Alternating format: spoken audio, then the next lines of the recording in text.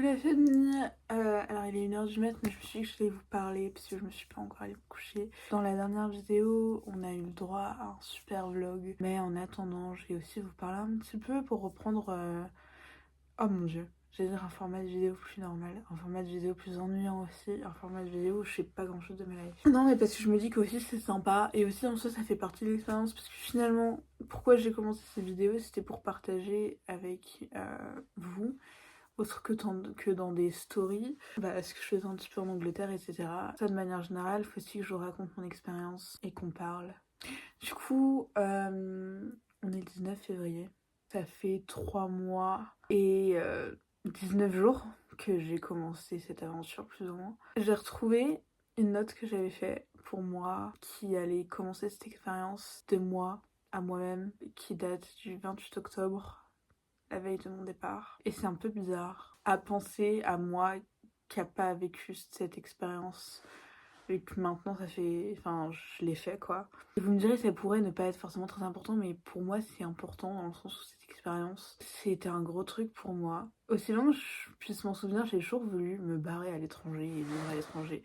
Ça fait très faux de dire ça, mais sincèrement c'est vrai. En mai 2024, j'ai reçu le petit mail qui m'a dit Maddy, vous allez partir en Angleterre. Vous êtes acceptée dans le programme. Et je me suis chiée dessus. Voilà, la plupart des gens, quand tu leur annonces une nouvelle qu'ils ont attendue pendant des années, un truc qu'ils ont eu envie depuis tellement longtemps, ils sautent de joie, ils sont heureux, beaucoup de choses finalement, mais moi je me suis absolument chiée dessus. J'ai eu très peur. Ma première réaction a été de vouloir dire non et de pas y aller. Le courage, il est là jusqu'à ce qu'il faut que je fasse quelque chose. Après ça, j'ai pris quelques jours pour évidemment accepter la nouvelle et j'ai été contente. J'ai déréalisé la chose, c'est-à-dire que c'est quand même plus facile de vivre en déréalisant ce que tu vas faire plutôt qu'en le réalisant finalement. Au lieu de me dire oui Maddy tu vas partir vivre à l'étranger, je me suis dit oui Maddy tu vas partir vivre à l'étranger, mais t'inquiète c'est dans tellement longtemps que t'as le temps de vivre toute ta vie d'ici là. Voilà, non en effet j'avais pas le temps de vivre toute ma vie, j'avais 4 mois devant moi avant de partir. Du coup, pendant ces 4 mois, qu'est-ce que j'ai fait? J'ai fait mes saisons. C'est-à-dire que j'ai travaillé au Leclerc des Oudéry, au Leclerc du Poiret. Je me suis énormément investie dans cet taf émotionnellement parlant. Pourquoi? Parce que j'avais envie de fuir l'idée de devoir partir dans un autre pays, parce que ça me terrifiait. Voilà, donc j'étais à fond, hein. Vraiment, je vous jure, j'aurais pu signer un CDI à ce moment-là, tellement j'avais pas envie de partir à l'étranger. C'est-à-dire que quand Jean-Charles venait me voir, elle me disait, bah tu sais Maddy, tu pourrais rester, on commence tous en CDD, on finit tous en CDI, j'étais à ça de signer. C'est juste que j'ai aucune envie de partir parce que ça me terrifiait. Et je me chie dessus, j'avais extrêmement peur, j'avais juste trop peur en fait de partir. Et ça, je trouve que c'est un truc, je sais pas si on en parle pas assez ou si j'ai juste une grosse poule mouillée, mais moi j'avais trop peur de partir, j'étais absolument terrifiée à cette idée-là. J'ai dit à tout le monde pendant des mois que j'avais trop hâte de partir et que j'étais trop contente, alors qu'en vrai je me chie dessus et que j'avais aucune envie de partir, que je sais pas pourquoi j'ai pris cette décision. Mais au fond de moi, je savais très bien pourquoi j'ai pris cette décision et je savais que j'avais envie de le faire, je savais que c'était mon rêve et je savais aussi que j'en avais besoin. Donc je l'ai fait, c'est pour ça que je suis là aujourd'hui, je vous parle. Au départ, j'ai l'impression de venir et de faire une parenthèse dans ma vie, ce qui est à la fois vrai et à la fois faux. Et maintenant, je sais plus vraiment où est la réalité.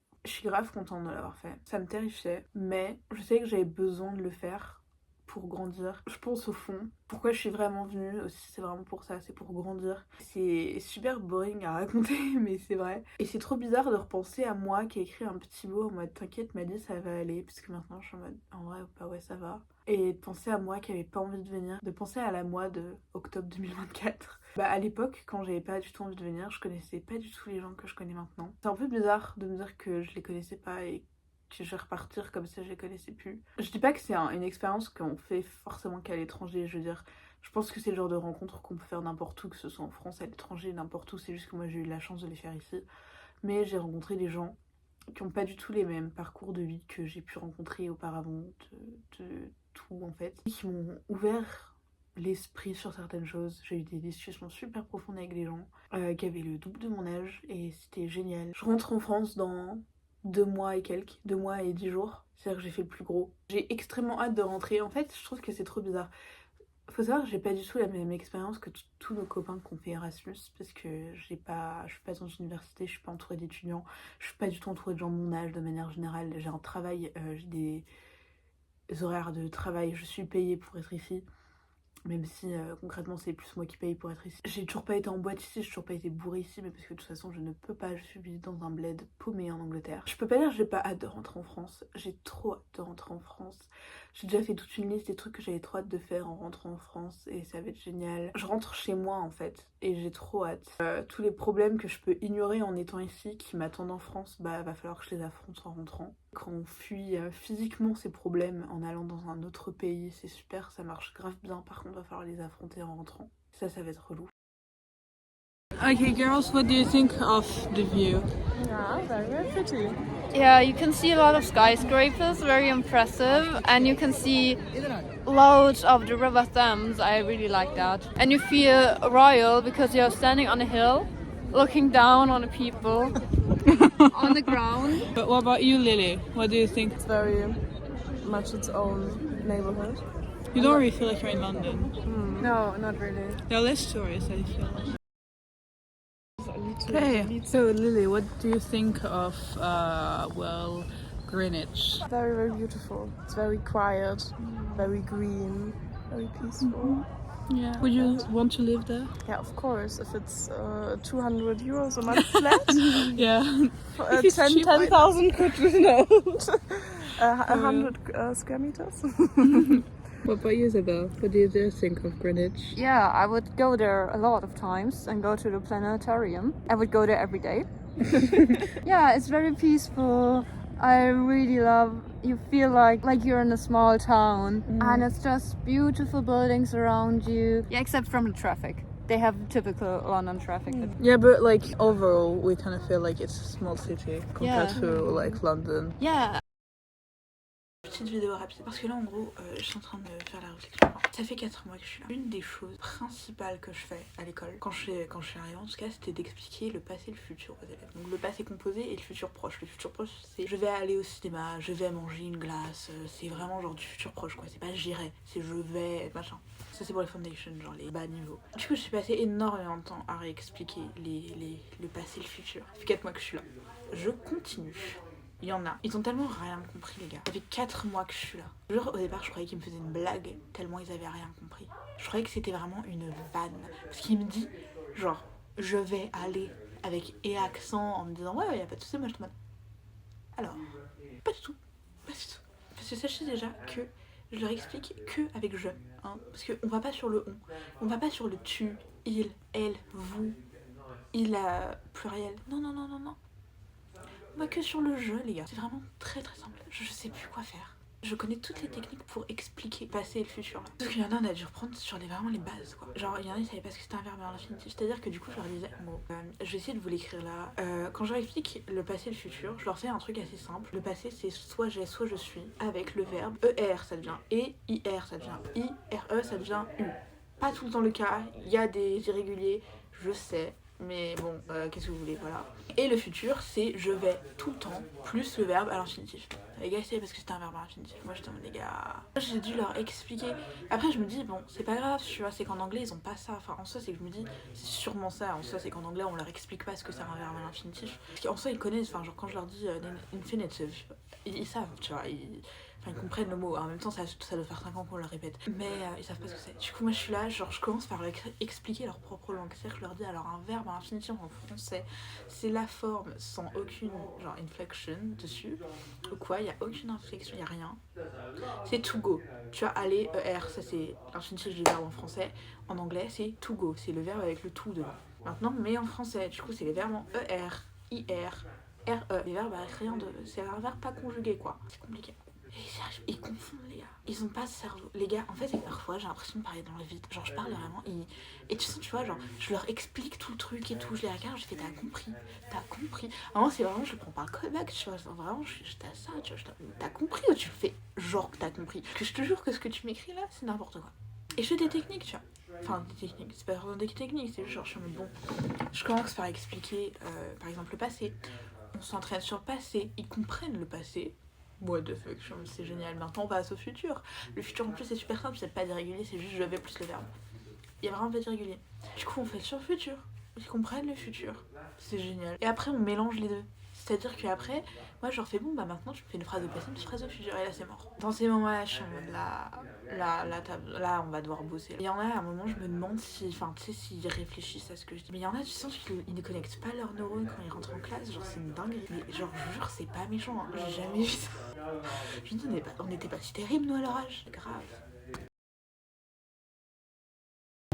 Bon Lola là, qu'est-ce que tu penses de Londres? Beautiful, beautiful. Hein? Enjoy, enjoy, love.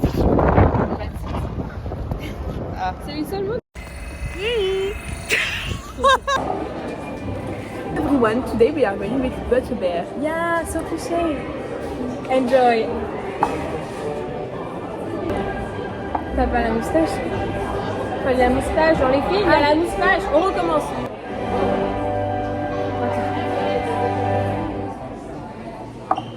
Est-ce que c'est bon ou pas? En vrai, ça a un goût vraiment ça va. différent. Je m'attendais à pire, on m'avait dit que c'était dégueulasse. Ouais. Moi, j'aime trop le goût de la mousse. J'ai cru de la moustache infernale. Mais parce que quand tu veux prendre le liquide, t'as pas le choix. Moi je sais boire en fait. L'habitude de boire des bières et de pas avoir la Dans les films, ils ont que de ça, de la moustache. Avant qu'on parte, qu'est-ce que t'as pensé des studios Harry Potter? Par là c'est fort, il y a David. J'ai adoré, en plus on a plein de cadeaux gratuits, c'est-à-dire un passeport, on a même une bière au beurre, un petit verre genre. Franchement, et un truc papier. Weasley. So... Hello la famille. Alors, là j'espère juste que personne va rentrer parce que sinon ça va être super gênant et j'ai vraiment pas envie d'assister à ça, surtout de le vivre du coup. On va commencer par... Je m'excuse parce que vraiment genre je mets 40 ans à sortir une vidéo, vous le saurez pas. Parce que du coup, genre, je vais la sortir quand j'aurai monté quoi. Je fais aucun montage en ce moment, j'ai trop la flemme. En vrai, j'ai plein de taf, c'est une galère pas possible. Genre, en gros, j'ai des recordings à faire, je suis à la bourre. Encore une fois, je lui ai dit que je les ferais pour la semaine dernière. J'en ai fait 3 pour la semaine dernière. J'en ai beaucoup plus que 3 à faire. Ensuite, j'ai les masters. Les masters, vraiment, je passe mes journées à faire les lettres de motivation, mais j'avance pas non plus beaucoup, tant que ça. Hein, parce que sinon, c'est pas drôle. C'est la merde, quoi. C'est la merde, vraiment, genre. Ce week-end, j'ai rien de prévu. Mais en vrai, je vais me faire chier si je fais rien du week-end. Du coup, faut que je trouve un truc à faire, mais j'ai pas de potes. Du coup, bon, bah, on verra. C'est la D, quoi. Enfin, c'est la D. Ça va, il y a pire comme problème dans la vie. Mais moi, c'est des problèmes que j'ai en ce moment, donc c'est déjà beaucoup. Du coup, là, faut que je coupe, en gros, mon pull. Mon switch, je l'ai acheté là. Il a ça. Je trouve ça super moche. Pourquoi? Regardez. Bah, je trouve ça moche. Du coup, je vais couper. Et j'ai trouvé une technique avec Isabelle. On s'est dit que c'était une bonne technique. En gros, ce que je vais faire. Si vous vous dites, Maddy, pourquoi tu peux pas, genre, juste le tirer? Attends. Là, techniquement, je pourrais juste le tirer. Sauf que non. Pourquoi? Parce que c'est cousu en haut. Du coup, ce que je vais faire, c'est que je vais tirer comme ça. Et là, hop là, ça rentre dedans. Comme technique. Hop là. C'était super rapide. Et regardez. Bon, maintenant, juste, j'ai les petits trous là. Soit je les laisse, soit je les recoupe. C'est super ce pull. Ce pull est vraiment genre énorme. Le truc, c'est une boule. Genre, il n'y a pas de. Tu vois? Vraiment, genre une boule. C'est incroyable, les gars. C'est vraiment genre le pull. Mais c'est incroyable. C'est trop confortable. Bon, maintenant, qu'est-ce que je vais faire avec ça? Non, je suis pas assez pour m'étrangler. Bah, super. Bon, là, on est lundi. Je suis en train de faire le montage. C'est la vidéo la plus chiante que j'ai jamais montée. Genre, c'est une dinguerie à quel point de 1, j'ai rien à dire. De 2, j'ai rien à faire. C'est un espèce de mix entre des vlogs et pas trop. C'est-à-dire qu'il y a un moment où il y a Isabelle et Lily qui apparaissent et Lola. On voit que j'avais quand même envie de l'ouvrir parce que je l'ai beaucoup ouvert. 13 minutes de vidéo, 90% de la vidéo c'est juste moi qui parle. C'est pas grave. Mais en fait c'est que du coup ça fait un truc sans queue ni tête. On sait pas trop si c'est un vlog, on sait pas trop si c'est pas un vlog. Qu'est-ce que c'est? Je ne sais pas. On est sur vraiment depuis... Ça fait 3 semaines, ça fait presque un mois que j'ai commencé la vidéo. Je l'ai commencé le 19 février, on est le 17 mars. Donc je vais la poster, je vais fermer ma gueule et je vais essayer, soit mais en fait c'est que je sais plus quoi vous dire quoi, enfin les gars, genre je peux parler, je peux l'ouvrir et jamais la fermer, mais évidemment c'est que c'est pas intéressant. Après vous me dites hein, si vous voulez que je le fasse.